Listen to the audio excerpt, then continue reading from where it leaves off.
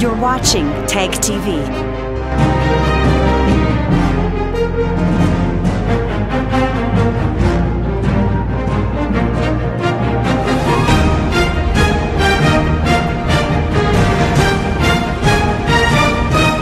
You're watching Tag TV.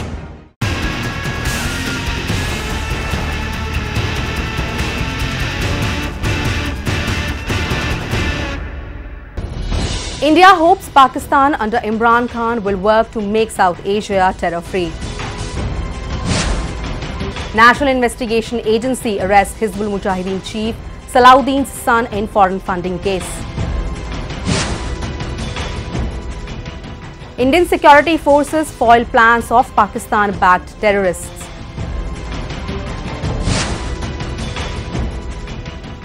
Islamic State Khorasan leader killed in US airstrike in Afghanistan. And Jaish-e-Mohammed planning seaborne attack of its own. With the Imran Khan-led Pakistan government being sworn into power, the Indian administration is hoping the new Pakistan would come into being that could end terrorism from South Asia. Newsweek South Asia has a report. Cricketer turned politician Imran Khan was sworn in as the Prime Minister of what he calls the new Pakistan recently. The Imran Khan government had promised of finishing off terrorism from the entire South Asian region, but Khan is yet to walk the talk when it comes to taking action against terror outfits which are being funded and trained by Pakistan Intelligence Agency, ISI and the Pakistani Army. Recently, India's permanent representative to the United Nations, Syed Akbaruddin, hoped that the newly formed Pakistan government would indeed work against terror to make the region safe. That the new government of Pakistan will, rather than indulge in polemics, work constructively to build a safe, stable, secure and developed South Asian region free of terror and violence. Syed Akbaruddin's statement came during the UNSC debate on mediation and settlement of disputes. Pakistani Ambassador Maliha Lodhi wrecked up the Kashmir issue during the debate, drawing a sharp reaction from Akbaruddin, who said Pakistan is regurgitating a failed approach which has long been rejected, is neither reflective of Pacific intent nor a display of Pacific content. It is in line with this approach that let me take this opportunity to remind Pakistan, the one isolated delegation that made unwarranted references to an integral part of India, Pacific settlement requires Pacific intent in thinking and Pacific content in action. Regurgitating a failed approach which has long been rejected by the international community is neither reflective of Pacific intent nor a display of Pacific content. Akbaruddin pointed out that the United Nations and in particular the Security Council doesn't come to mediation unencumbered. The problems of the United Nations apparatus as a mediator are ingrained in the nature of intergovernmental organizations. If we have to remove poverty from the South Asian region, which is got most highest density of population of poor and deprived in whole of the world. World's 80% of hungry are here. So we should concentrate on removing poverty rather than indulging in terror and violence. We need to cooperate, all of us need to cooperate with one another to stamp out poverty. That should be the top priority of these nations, which are saddled with very high percentage of the poor and deprived. Further policy making within an international organization adds another layer of bargaining and trade-offs, he said, adding that it requires a time-consuming and uncertain process of consultation and coordination among a multiplicity of actors. The National Investigation Agency has arrested Hizbul Mujahideen's chief Sayyid Salahuddin's son. Newsweek South Asia has a report. Syed Shakil Ahmed, the second son of terrorist Syed Salahuddin, was arrested from Rambagh area and his residence was raided in the early hours on August 30th.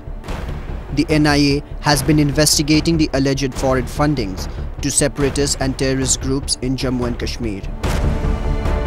Well, I mean, this was on the cards because if others have been arrested by NIA, it was only a matter of time when Salahuddin's son would be picked up. It's happened, and the questioning will now continue, and maybe a lot of other things come out from it. According to media reports, a non-bailable warrant was pending against Shakil. He was employed as a senior lab technician at a local hospital for the past 30 years. Local media reports said that he has been called for questioning on 3 separate occasions, but he did not turn up to answer the questions regarding the 2011 terror funding case. They said he has been asked to explain the foreign funds, especially those from the UAE, in his accounts. The NIA has finally arrested Shakil Yusuf, the second son of Sayyid Salahuddin, who has been declared as a dread terrorist by the international organizations and United States of America also. He has been arrested because of the fact that he has been receiving money from United States and other parts of the world and using that for funding terrorism in the valley. He has been the conduit of this money, which has been transmitted by wire transfers and using other Hawala channels. Shakil's brother and Salahuddin's other son, Sayyid Shahid, is already languishing in Tihar jail in Delhi after being arrested in a money laundering case. In another case, the NIA investigations have revealed how a jail officer helped 2 boys gain access to a terrorist kept in a Srinagar central jail. In October 2017, then Deputy Jail Superintendent Feroz Ahmed Lone had helped Suhail Ahmed Bhatt and Danish Ghulam Lone meet terrorist Ishaq Palla, the NIA has found.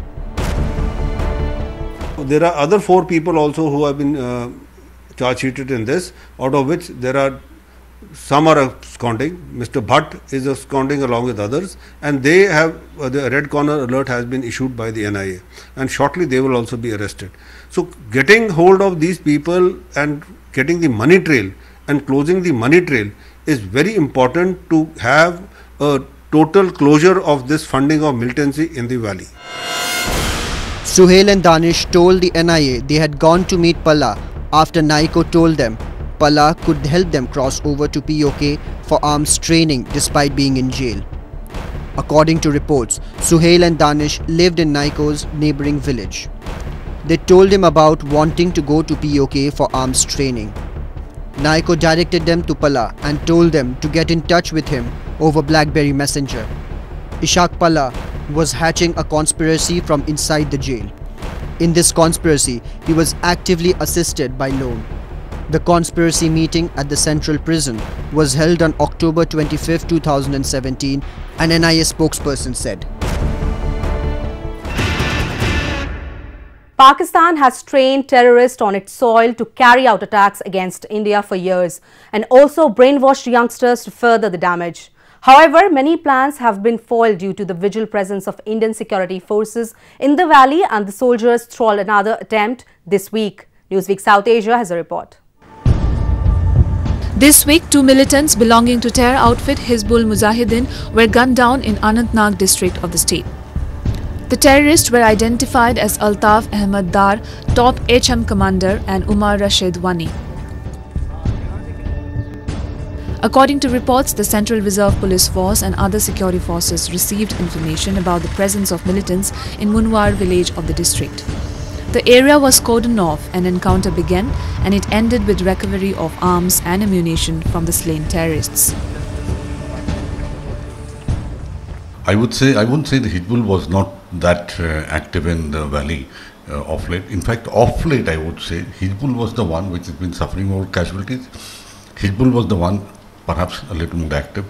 I'm leaving out that phase when they lost a couple of their leaders, and thereafter there was a little bit of a lull in terms of activities of Hizbul, and you found Lashkar-e-Toiba, Jamaat-ud-Dua, Jaish-e-Mohammed more in the lead.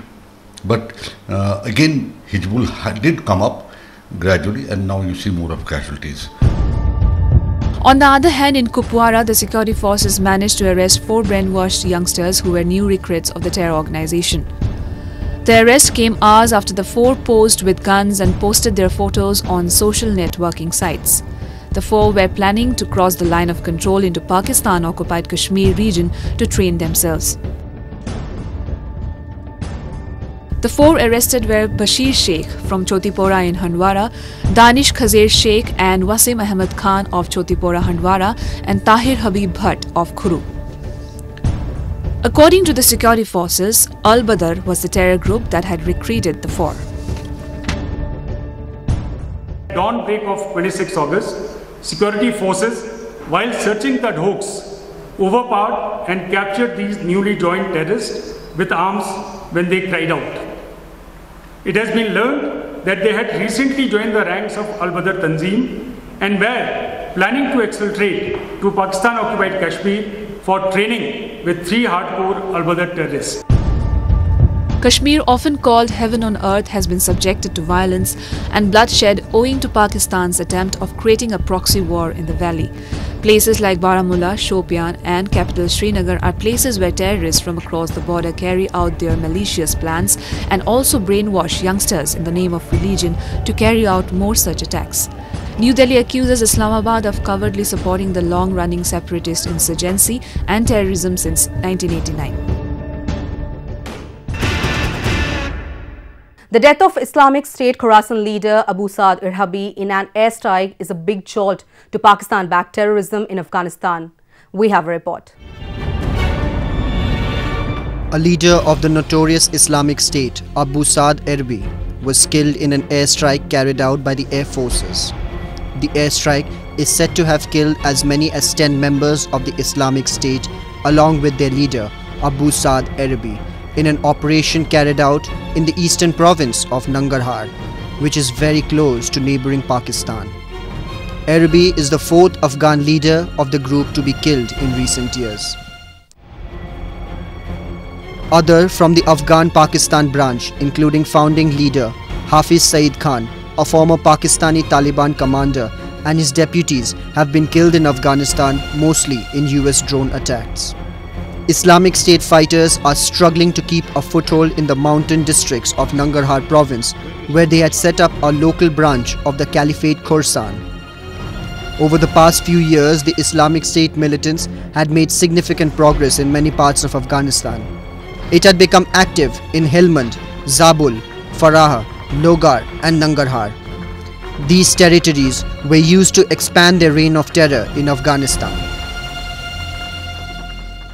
این رهبر گروه داعش در افغانستان در اثر عملیات نیروهای هوایی ابو سعید مرکزی شب گذشته به اثر حملات هوایی کشته میشه با 10 تن از افرادش و 2 مخفیگاه از اینا که در تجهیزات و امکاناتشان هم بود و کلی از بین برده میشه. The Islamic State Khorasan terrorists have carried out waves of attacks, mainly targeting security forces and the country's Shiite minority. On several occasions, Afghanistan has accused Pakistan of sheltering terrorists who carry out major attacks. However, Pakistan denies allegations of sending militants to Afghanistan. Estimates about IS's numerical strength inside Afghan vary, ranging from 1,000 to 5,000. US General John Nicholson said that 70% of the terrorists came from Pakistan Taliban group, some of whom moved to Afghanistan in North Waziristan, a tribal area, in 2014. But Afghan security officials believe around 80% of the IS militants are Pakistanis. طبعا در اون سطحی که در گذشته اینا فعالیت داشتن در بخش‌هایی از افغانستان امروز روز به روز کاهش پیدا کرده، اما تلاش ما این است که به کلی بساط از اینا برچیده شود از افغانستان و تمام ریشه از اینا کنده شود تا اینکه ما بتونیم و ساحاتی که از گذشته ها بهتر از زیر تهدیدشان بود مردم ما در یک صلح و امن روی زندگی خود به پیش ببرند. The killing of dreaded terrorist Irhabi comes as a win for the security forces stationed in the war-torn nation. Tofail Ahmed, the former BBC journalist and senior fellow at Middle East Media Research Institute, has made startling revelation about Pakistan-based terror outfit Jaish-e-Mohammed in his recent article. Newsweek South Asia takes a look. In his article published in First Post, Tofail Ahmed says, India will mark the 10th anniversary of the Mumbai terror attacks on 26 November. A decade ago, 10 jihadi fighters from Lashkar-e-Toiba (LET), arriving by sea from Pakistan's port city of Karachi, landed on the coast of Mumbai and carried out coordinated terror attacks at multiple locations, killing 166 people and wounding over 300. Tofail says, it appears that now Jaish-e-Mohammed may be planning a seaborne attack of its own against India. Jaish-e-Mohammed is led by Masood Azhar, one of the 3 terrorists freed by India in exchange for the passengers of the Indian Airlines flight IC-814, hijacked en route Kandahar in 1999. For both the LET and the Jaish-e-Mohammed, India is the main target. So it is expected this time they are also planning, as published in some of the media, they are planning some seaborne attacks on India. Now Jaish-e-Mohammed, which was formed by Masood Azhar, is more powerful. They are thinking India as the one of the first priority enemy, so they will definitely plan attack. Tofail writes, citing pieces in Jaish-e-Mohammed weekly newspaper Haftroza Al-Kalam that reports and analyses the importance of jihad on oceans. The first indication that Jaish-e-Mohammed may be thinking of a seaborne mission emerged this year when Haftroza Al-Kalam published in its issue dated 6 to 12 April, a short report stressing the ideological importance of jihad on oceans. The report quoted Prophet Muhammad as saying, "Some people from my Ummah, which is the global Islamic community, rode on the oceans as kings sits on a throne." Subsequently, the Jaish-e-Mohammed chief wrote a column on this subject. As perceived by the security agencies, we should be very, very careful, and we should plan to tackle this threat not only through diplomatic channels but also through military channels. Militarily, we should deploy some forces, early warning sensors, etc., boats in the sea coastline, which is a very, very coastline for us. We have to protect these things because terrorists can sneak in from anywhere in such a long coastline. Tofail highlights the column in the Haftroza Al-Kalam in the June 29th to July 5th edition, where Masood Azhar said, "Allah has offered a special blessing for the oceanic jihad. Jihad on water, jihad on sea, jihad riding on the chest of water. This jihad is 10 times more important than the jihad on land," as per the translation of his columns available from the Jihad and Terrorism Threat Monitor of the Middle East Media Research Institute in Washington, D.C. Basic survival of ISI and the Pakistan military is dependent on anti-India stand. So they will not budge from their stand irrespective of the government, whichever they may come.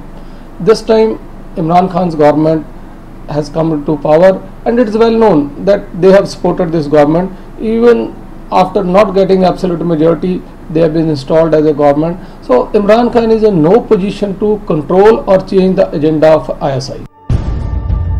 Azhar also stressed that Umar bin Khattab, the second caliph of Islam who ruled from 634 to 644 CE, had issued a binding order to all his governors to ensure that every Muslim will teach their children swimming, archery and horseback riding. A month before this column, a statement of Azhar was shared on Telegram in which he said, "Today, the Mujahideen are in Kashmir, Lucknow, Delhi and Mumbai too." Pakistan's role in promoting Jaish-e-Mohammed cannot be ruled out. Azhar's Urdu newspaper is published and sold openly in the streets of Pakistan. Also, he continues to operate from Usman O Ali Markaz, a mosque-cum training center functioning as the Jaish-e-Mohammed's headquarters in the city of Bhawalpur. Every year, Jaish-e-Mohammed organizes conferences on the interpretation of what it calls jihad verses of the Quran. These conferences are organized by Al Rahmat Trust, a charity arm of Jaish-e-Mohammed. When it comes to action, they hardly take any action. In the case of Masood Azhar and others, they hardly produce any evidence in the courts. The government himself does not produce any evidence, and they are given safe havens. They are now building up a big headquarter also near Rawalpur, where the Imran Khan's government is there. Azhar wrote another column in the Haftroza Al-Kalam issue dated 6 July to 12 July announcing that many individuals have learned swimming.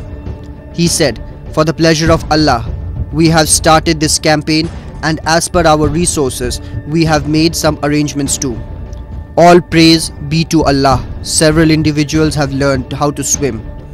In this column, the Jihad commander also predicted that 1 lakh individuals would have learned swimming before the onset of the winter in December 2018. We definitely need to avoid these attacks. And how we can avoid all the such attacks in future? We have to fight the proxy war on 3 fronts. Firstly, politically, we have to expose them wherever possible. Even at all the UN conventions and other forums, we have to produce dossiers of the activities of Pakistan and the militants, how they are funded and how they were sent across.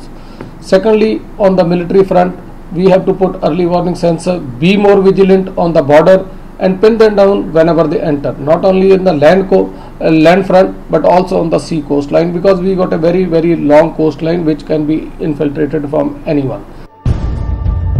As the 10th anniversary of the 26/11 approaches, this theme of jihad on oceans have appeared frequently in this Urdu language weekly. In an article in the Haftroza Al-Kalam, July 13 to July 19th edition, jihadi cleric Muhammad Mansoor Ahmad wrote that swimming is useful in natural disasters and added, "Swimming also benefits jihadi training, because in any war, a need arises to cross a pond, canal, river or sea. This is a natural fact. In today's wars, blockading of seas has a fundamental importance from a defense point of view." We have to fight them on the social front also. The propaganda war which they carry out in the name of jihad, in the name of religion, on the social media, WhatsApp and other things. They fuel these sentiments of the youth and motivate them saying the army is doing atrocity. We have to bring out the truth, we have to control these things, do counter propaganda and put the reality in all these media and international press, and we should expose Pakistan as far as possible. Then only we can avoid, we should name them, shame them, then only such attacks will stop. Otherwise Pakistan will keep playing the victim card and also keep sending terrorists also, keep sheltering terrorists also, keep funding terrorists also.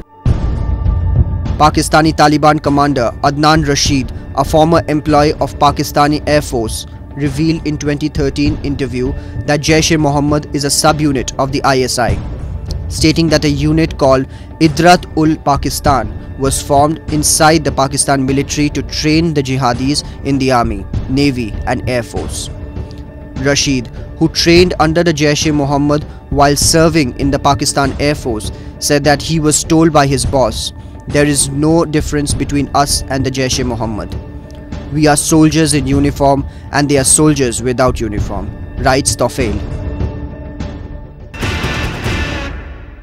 And with that, we come to the end of this edition of Newsweek South Asia. We will be back next week with more news, views and analysis from the subcontinent. Meanwhile, do keep writing to us at nwsa@ani.com. This is Surbhi Sharma signing off on the behalf of entire production team of Newsweek South Asia. Goodbye and take care.